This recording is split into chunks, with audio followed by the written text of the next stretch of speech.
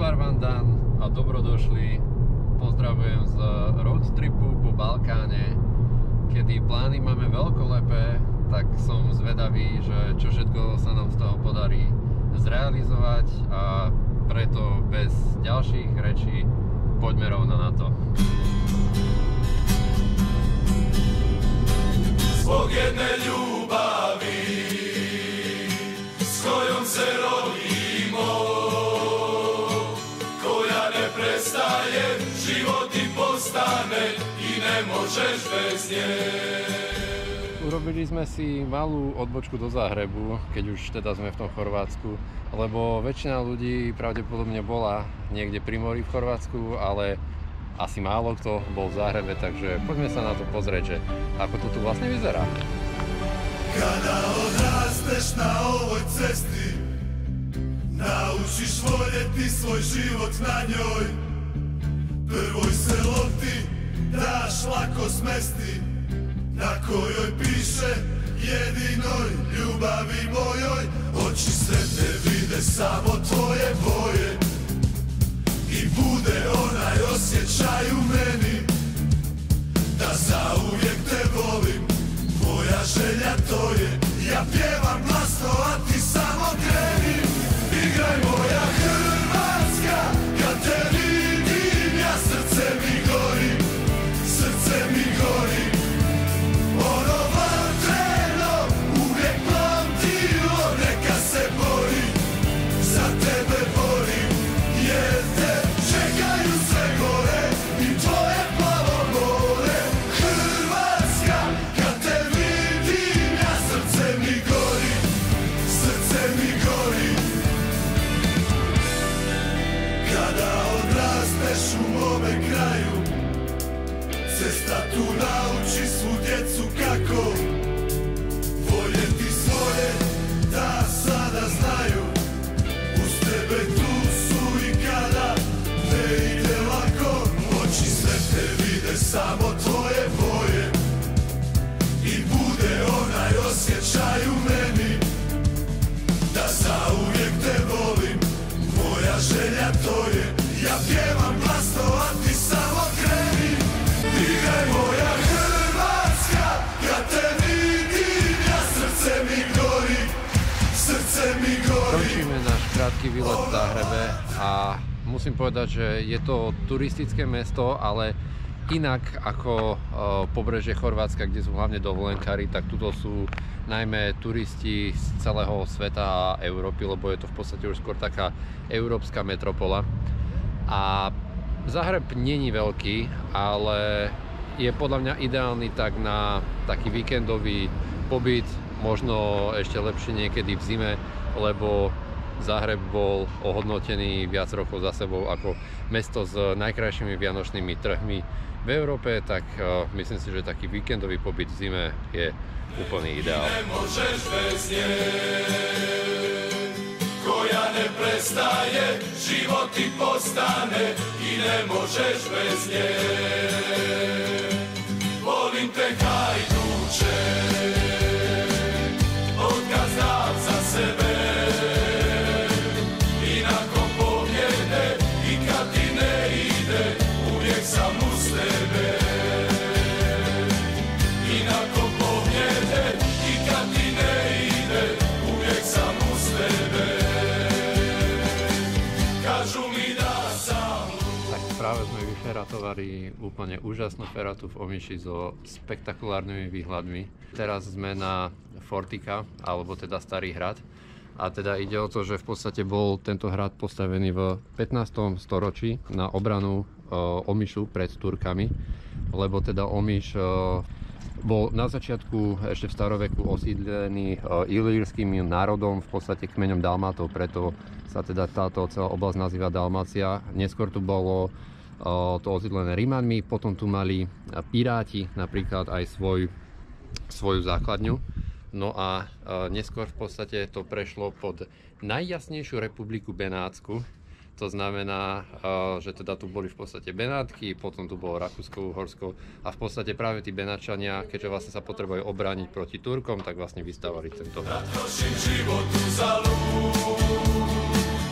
Grlo živce se ne mogu drugčije.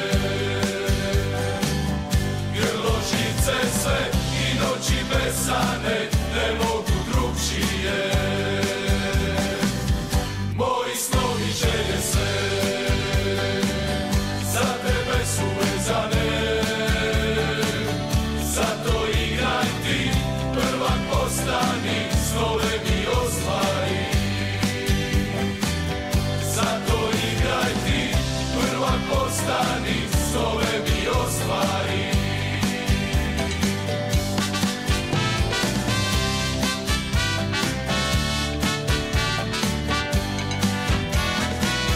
To što tražim od tebe nisu čak ni pobjede,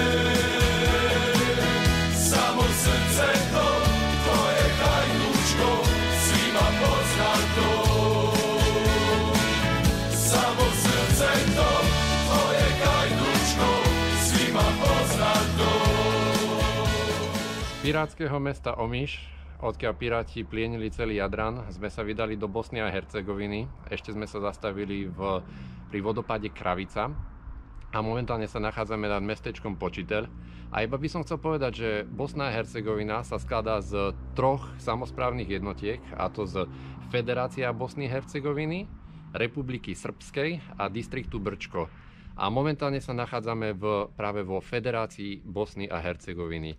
A teda zaujímavé na tom je to, že Bosna a Hercegovina ju obývajú 3 národnostné jednotky, a to teda Bosniaci, ktorí sú moslimi, preto aj tu máme mešitu, potom Chorváti a samozrejme aj pravoslávni Srbi. Jednom kada ostarí i zadnjim putem pozdraví,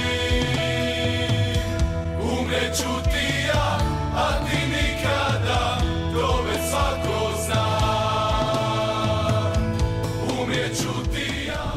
Tak ako v Chorvátsku, aj Bosnu v staroveku obývali Ilíri, potom Rimania, Slovania, až cca v 10. storočí si tu Bosniaci založili bosenský Banát, v 1463 ich dobili Osmania a 1878 to pripadlo Rakúsko-Uhorsku. Potom samozrejme prišla prvá svetová vojna, atentát Gavrila Principa na Ferdinanda d'Esteho. Neskôr teda tu vzniklo po prvej svetovej vojne kráľovstvo Srbov, Chorvátov a Slovincov, neskôršia Juhoslávia. No a potom vlastne v 1941 to tu obsadili nacisti a v podstate celú Bosnu priradili ustašovskému, babkovému, nacistickému Chorvátsku. V tom období sa tu medzi sebou bili chorvátski ustašovci a srbskí četníci a samozrejme obaja versus Titovi partizáni, ktorí teda nakoniec vyhrali a Tito oslobodil Juhosláviu. A pred rozpadom Juhoslávie alebo počas sa vtedajší prezident Chorvátska Franjo Tudman so Slobodanom Miloševičom, zase predstaviteľom Juhoslávie vtedajšej, dohodli na tom, že si Bosnu a Hercegovinu rozdelia medzi Chorvátsko a Srbsko, ale teda nakoniec to stroskotalo, vypukli boje v 92., kedy sa tu vlastne v podstate bili komplet všetci proti všetkým. No a konkrétne aj táto mešita napríklad bola zničená v 93., v 2005 obnovená. No a táto vojna v Bosne a Hercegovine skončila v 95. podpisom Daytonskej mierovej zmluvy.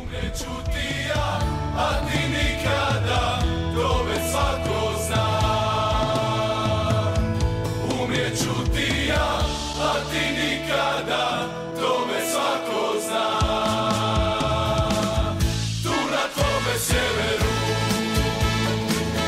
odakle te vodim ja, neka nova će lica stajati, iste želje imati.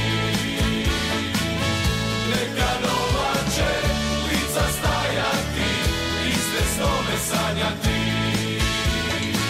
Volim te hajduše. Ešte zaujímavé je to, že ako teda v tom 95. sa to rozdeľovala tá Bosna a Hercegovina na spomínané celky, tak tým, že sa my nachádzame vo Federácii Bosny a Hercegoviny, čo je moslimsko-bosnianská časť a chorvátska časť, tak je tu napríklad strašne veľa chorvátskych vlajok, všade grafity samé, Hajduku, Split napríklad. No ale druhá strana je taká trošička odvrátenejšia, že tým, že tu aj bola vojna, tak v podstate tu máme také kontrasty, že zaparkovaný Mercedes oproti rozbombardovanej budove a aj je celkom zaujímavé to, že máme apartmán, ktorý v podstate je tiež v budove, ktorá má komplet rozstrielanú fasadu od guliek, takže je to tu také kontrastné.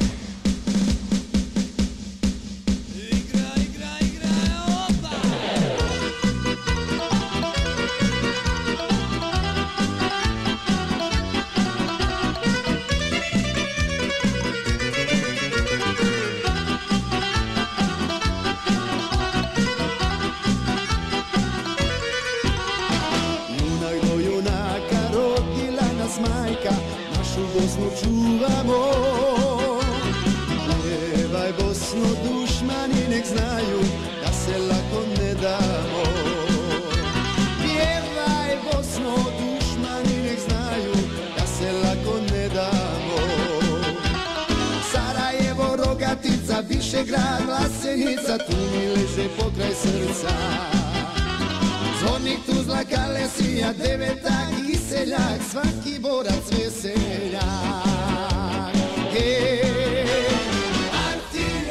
Možno sa pýtate, že kde sme, keď je tu socha Brucea Leeho, ale nachádzame sa v Mostare. No a tá socha je tu preto, lebo Bosna a Hercegovina je rozdelená medzi Bosniakov, Srbov a Chorvátov a po vojne tu každá z týchto národností chcela mať svoju sochu. Srbi tu chceli Srba, Chorváti Chorváta, Bosniaci Bosniaka, ale nevedeli sa dohodnúť, až teda nakoniec sa miestni ľudia naštvali a niečo ako na Slovensku sme si odhlasovali most Chucka Norrisa, tak tu povedali, že tak tu chceme Brucea Leeho. A táto myšlienka sa chytila, lebo keďže Bruce Lee není ani Srb, ani Bosniak a ani Chorvát, není navyše ani moslim, ani katolík, ani pravoslavný kresťan, tak teda tu postavili sochu a odvtedy tu majú Brucea Leeho. Kúsok od pomníka Brucea Leeho je Španielské námestie spolu aj s pomníkom padlých španielských vojakov, ktorí tu boli v Mostare ako súčasť mierových jednotiek OSN a chránili mostarské obyvateľstvo pred Srbmi. Počas vojny v Bosne a Hercegovine srbské jednotky ostreľovali Mostar z tohoto kopca a z tohoto kopca, čo je tuto za gymnáziom. No a navyše tam ešte aj rozmiestnili minové polia a takisto aj niektorí z tých španielských vojakov neskôr, ešte keď tu pôsobili, tak aj zahynuli na tých minových poliach a celkovo je to dosť veľký problém Bosny a Hercegoviny. Myslím teda tie minové polia, hlavne okolo bývalého frontu, ktorý v podstate v súčasnosti kopíruje hranicu medzi Federáciou Bosny a Hercegoviny a Republikou Srbskou a preto napríklad tým ľuďom žijúcim v podstate na okolí súčasnej hranice sa ani veľmi neodporúča chodiť do kopcov tým pádom, že je tam zhruba 2000 objavených mínových polí a ešte dvojnásobné množstvo neobjavených mínových polí a teda toto je dosť veľký problém Bosny a Hercegoviny.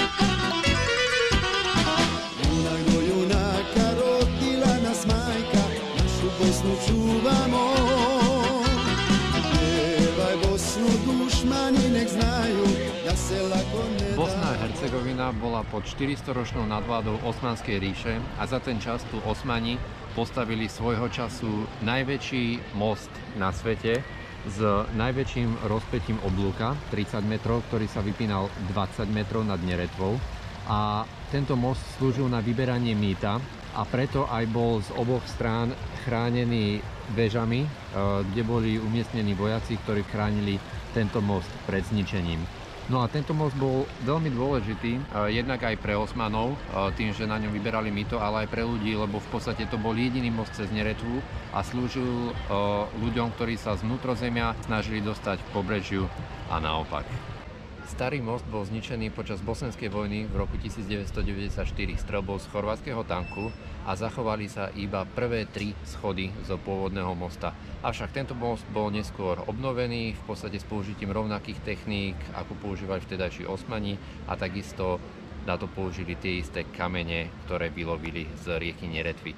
Za nami je tzv. Falošný most, ktorý postavili Osmani 8 rokov predtým, než postavili starý most, a postavili ho preto, aby si vyskúšali techniku, ktorú chceli použiť na starý most, že či vôbec ten most udrží sám seba a či sa nezrúti, a teda ako vidno, stojí tu dodnes. Nakoniec sa tento most zrútil, ale nie v dôsledku konštrukčnej chyby Osmanov, ale kvôli bosenskej vojne, kde bolo v Mostare poškodených zhruba 80% všetkých budov v starom meste. Avšak do dnešného dňa je už, chvála Bohu, väčšina opravená. Pjevaj Bosno, dušmani nek znaju, a se lako ne damo. Nagla je doboj Srebrenica, Mosta prije do Izenica, tu mi leže pokraj srca. Zvodnik Tuzla, Kalesija, Deveta, Kiseljak, svaki borac veseljak. Artiljerija, Osanac sam Beklija, artiljerija, Osanac sam Beklija. Moja Bosna ponosna, artiljerija. Odchádzame z Bosny a Hercegoviny a popravde máme také zmiešané pocity, lebo krajina prírodou je nádherná, Mostar je krásny, dokonca majú aj pobrežie 20 km, ktoré darovalo ešte Dubrovnícke kráľovstvo Osmanov, aby im pomáhali brániť sa pred Benátskou republikou. Ale v zásade asi sme nevideli krajinu, ktorá je tak strašne rozdelená ako táto, v podstate na dve kvázi samostatné krajiny. Jedna prosrbská, druhá prochorvátska, jedna v podstate proruská, druhá proeurópska. Takže jasné, môže za to aj tá vojna v podstate tuto, ktorá tu bola zo všetkých balkánskych krajín najhoršia. No a Bosna je v podstate taká, hodne nám pripomínalo Slovensko v 90. a v 0. rokoch, že aj v tom zdravotníctve bez úplatkov v podstate sa človek ani veľmi nepohne. Ale tak hádam za nejakých takých 20, 30, 40 rokov snáď už nás pomaličky dobehnú, takže uvidíme, ideme ďalej, ale myslím, že sa to oplatí vidieť.